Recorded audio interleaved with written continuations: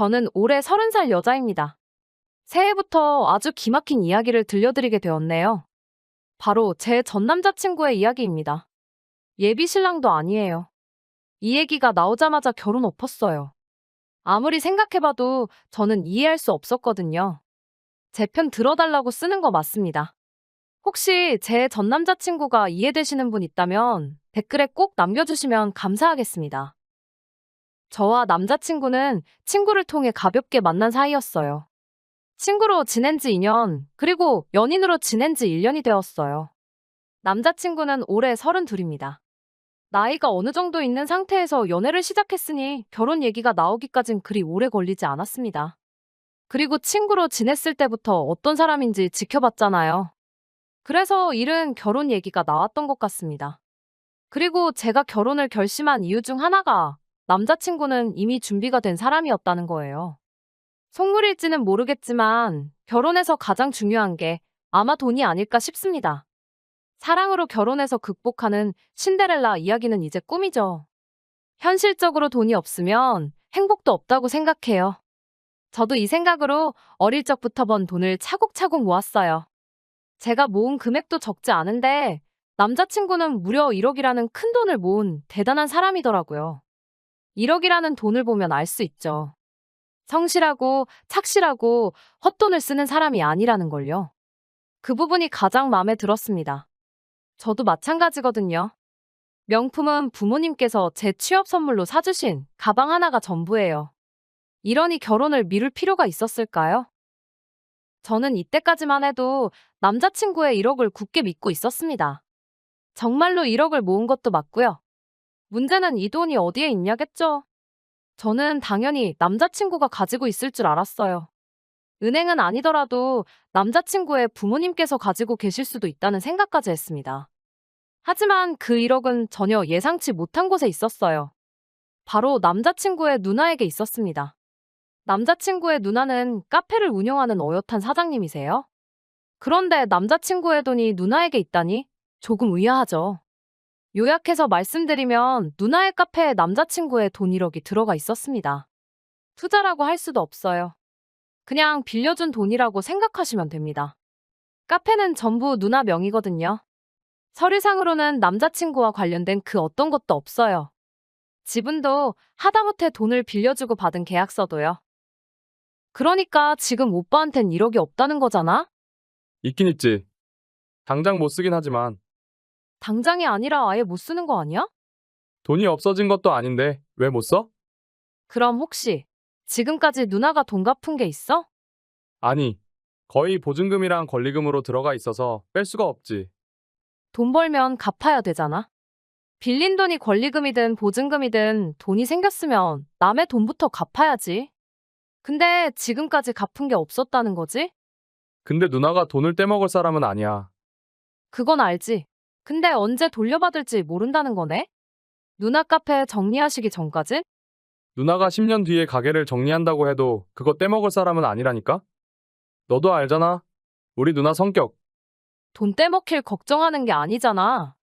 당장 우리 결혼은 무슨 돈으로 해? 일단 은행에서 대출 좀 받고 나중에 누나한테 돈 받아서 갚으면 되지. 이자는 누가 내? 우리가 빌린 거니까 우리가 내야지.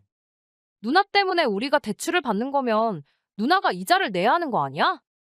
왜 우리가 빌렸는데 누나가 이자를 내? 누나한테 돈을 안 빌려줬으면 대출 받을 일 없었을 테니까. 그런가? 그건 누나한테 얘기해 볼게. 대출 받아야 하는 거면 결혼 생각 안 했지. 돈도 없으면서 왜 있다고 했어? 돈 있잖아. 당장 쓰지도 못하는 돈. 언제 받을지 모르는 돈은 있다고 하면 안 되지. 너 계산 이상하게 한다. 1억이 그대로 살아있는데 그걸 없다고 말해야 돼? 있다고 말할 때 다른 사람한테 빌려줘서 수중에 없다고는 얘기했어야지. 어차피 받을 건데 그게 그렇게 중요한가? 당연하지. 그것 때문에 대출을 받아야 한다면 중요하지. 여러분, 이게 안 중요한가요? 저는 이 결혼을 해야 하나 말아야 하나 할 만큼 중요한 사안인데 남자친구는 그게 뭐가 중요하냐는 태도예요. 요즘 같은 고금리 시대에 1억을 대출받는다면 이자가 도대체 얼마인가요? 문제는 이걸 언제 갚을 수 있을지 모른다는 거예요. 저는 너무 이해가 안 되는 게 하나 더 있어요. 보통 남의 돈을 빌렸으면 그걸 갚는 게 가장 중요한 일 아닐까요?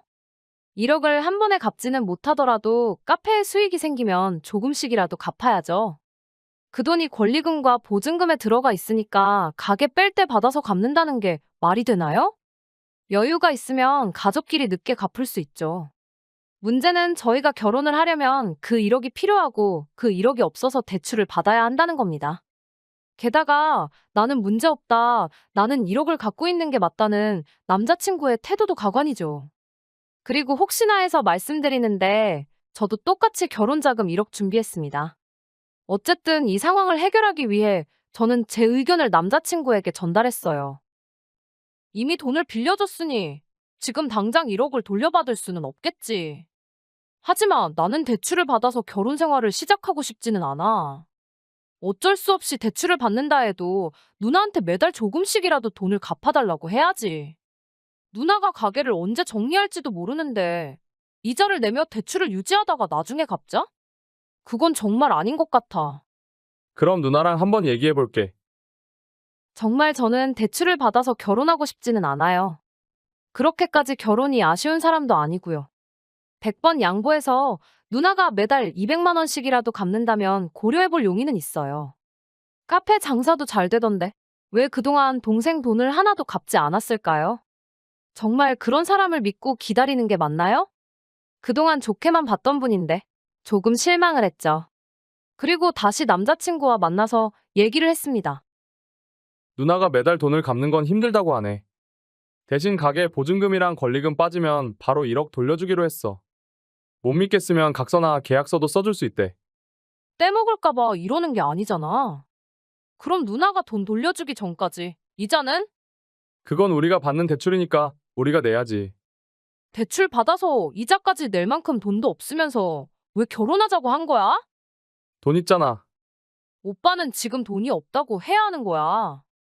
누나한테 돈 돌려받으면 그때 있다고 해. 누나가 각서까지 써준다는데 내가 돈이 없는 거라고? 돈 있어? 그럼 보여줘. 있으면 보여줘야지. 건물이면 등기부등본으로, 현금이면 통장으로. 그렇게 보여줄 수 있는 걸 있다고 하는 거야. 누나가 갚는다고 했다니까? 언젠간 갚으시겠지. 그게 언제가 될까? 10년 뒤? 20년 뒤? 그때까지 이자만 얼마일지 계산해봐. 가장 중요한 게 뭔지 아세요?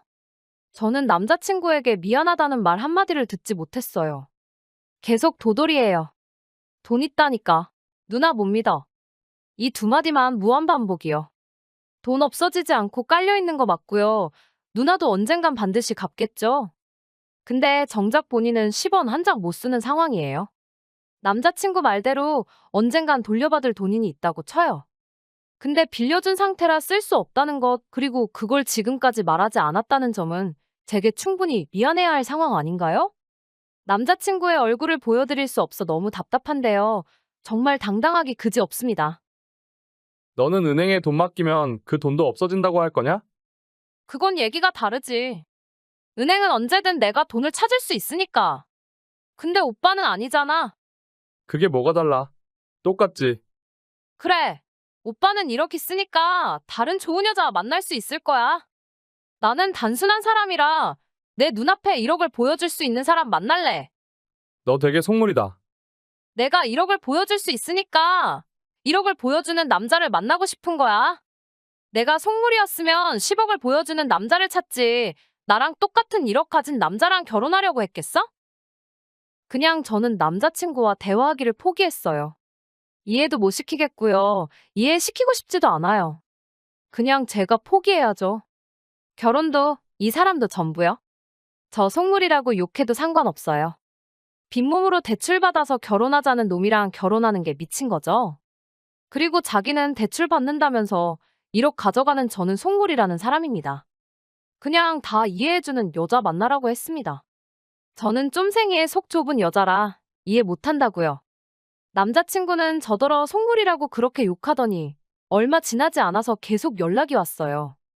전화를 안 받으니 카톡에 문자까지 오길래 다 차단했어요.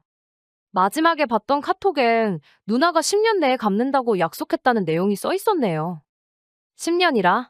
누나가 이자까지 부담한다고 해도 결혼을 고민할 판에 이자는 못 내겠다? 원금은 10년 지나기 전에 언젠간 주겠다? 남자친구 말대로 전속물일지도 모르겠네요. 근데 저는 부잣집 딸이 아니라서 1억이 결코 가볍지 않아요. 빚 없이 시작하고 싶은 게 속물이라면 저 그냥 속물하겠습니다. 10년 동안 남의 빚 갚느니 그냥 속물하려고요. 결혼 얘기 나오자마자 엎어진 거라 타격도 없어요. 그냥 사귀다가 헤어진 느낌이에요. 저희를 같이 아는 친구는 너희가 결혼할 줄 알았다며 왜 깨졌냐 묻더라고요. 그래서 사실대로 다 말해줬죠. 친구는 그 자리에서 휴대폰으로 막 계산을 해보더니 10년이면 이자만 5천만 원이라고 하더라고요. 요즘 금리로 대충 5% 잡고 10년이면 5천만 원이라네요. 입이 떡 벌어졌죠. 5천만 원을 생으로 지출하며 살 뻔했으니까요. 저도 막상 이자에 대한 부담만 있었지 이렇게 숫자로 딱 들은 건 처음이었어요. 정말 하늘이 도왔다 싶었네요. 제 이야기는 여기까지입니다.